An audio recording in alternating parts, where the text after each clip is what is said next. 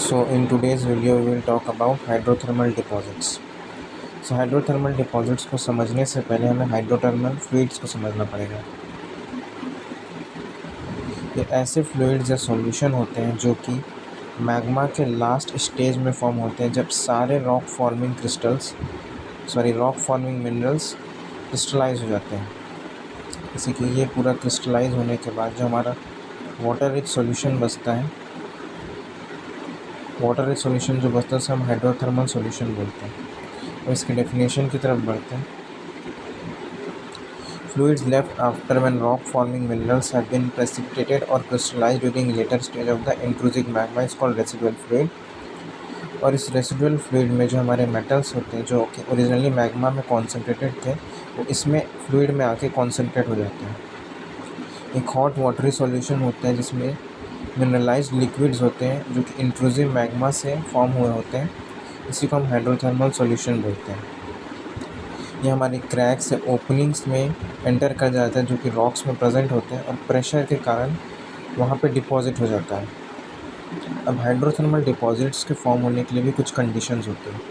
सबसे पहले availability of enough metal content, and second हमारा presence of solution which is capable of dissolving and transporting, and third है हमारा availability of the opening in the rock.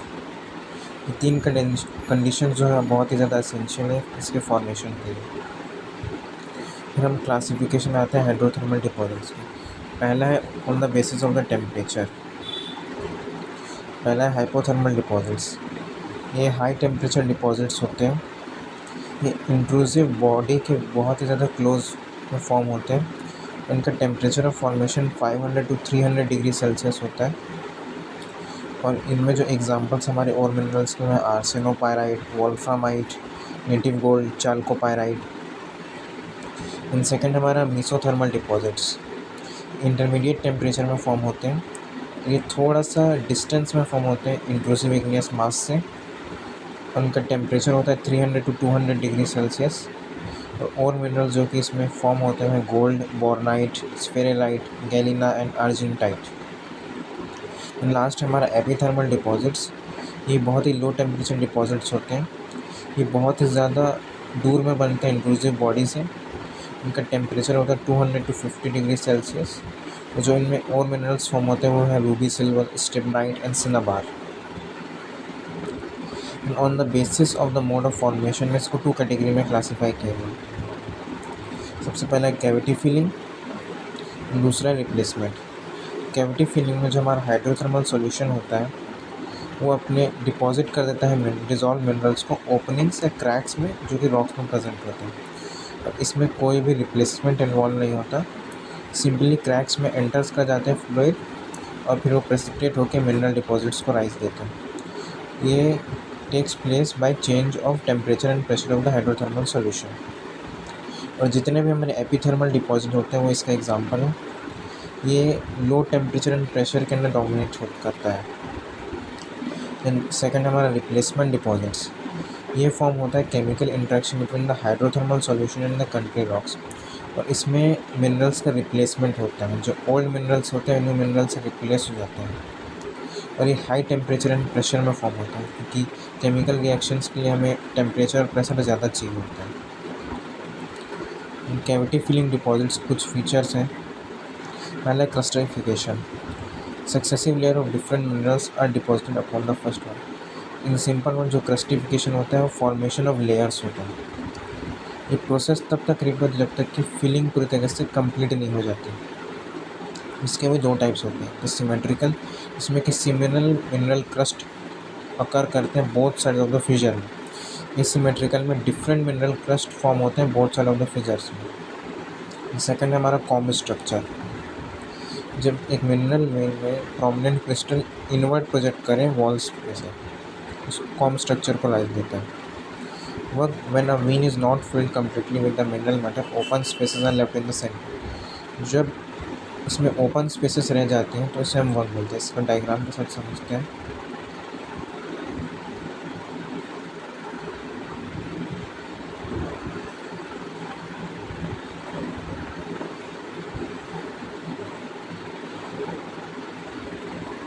ये जैसे कि ये कैल्साइट की लेयर है,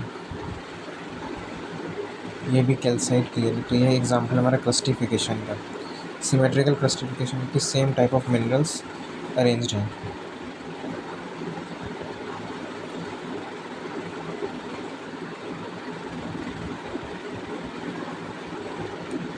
ये जो इंटरलॉकिंग पैटर्न है हमारा, इसे हम बोलते हैं कॉम्ब स्ट्रक्चर।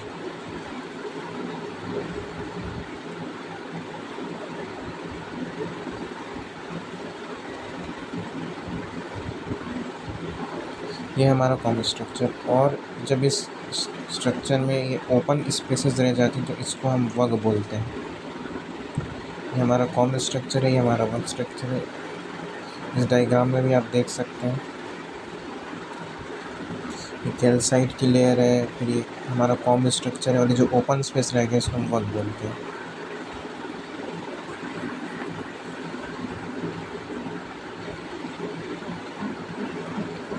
फिर हम रिप्लेसमेंट डिपॉजिट के प्रोसेस को समझते हैं। इसमें केमिकल प्रोसेस होता है simultaneous capillary solution and deposition का। इस प्रोसेस से न्यू मिनरल्स जो होते हैं अर्लियर मिनरल से सब्स्टिट्यूट हो जाते हैं रॉक्स में से। इसमें हॉट वेपर और हाइड्रोथर्मल सॉल्यूशन के एक्शन से ये होता है, और न्यू मिनरल्स जो होते हैं वो सॉल्यूशन के साथ कैरी होते हैं, और जो पुराने वाले हैं वो रिप्लेस होके सॉल्यूशन के साथ कैरी अवे हो जाते हैं। ये एक ओपन सर्किट होता है, ना कि क्लोज्ड। इसमें replacement takes place by molecule. इसी भी कारण जो शेप, साइज, स्ट्रक्चर और टेक्सचर होता है रॉक्स का वो फेथफुली प्रिजर्व होता है बिना किसी चेंज के, क्योंकि ये मॉलिक्यूल बाय मॉलिक्यूल रिप्लेसमेंट है। इसमें कोई भी प्रकार की रॉक होती है वो ईज़िली रिप्लेस हो जाती है ओर से, लेकिन जो कार्बोनेट रॉक्स होती है बहुत ही ज़्यादा ससेप्टेबल होती है, क्योंकि वो रैपिडली सॉल्युबल होती है, जल्दी रिएक्ट करती है carbonate rocks. Features of replacement deposits, इसमें हमारे ओरिजिनल रॉक स्ट्रक्चर प्रिजर्व होते हैं, जैसे कि स्ट्रैटिफिकेशन, क्रॉस बेडिंग, क्योंकि ये मॉलिक्यूल बाय मॉलिक्यूल रिप्लेसमेंट है तो हमारा ओरिजिनल शेप, साइज, स्ट्रक्चर सब प्रिजर्व रहता है। इसमें presence of unsupported nuclei of the host rock surrounded by the ore. Unsupported nuclei are the small islands of the host rock which are found enclosed within the replacement deposits.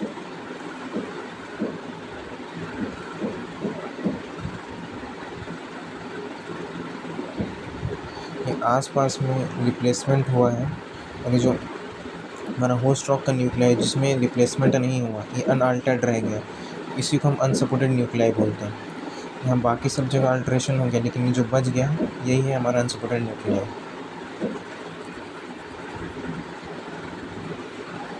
Presence of mineral pseudomorphs या फिर false crystal shapes.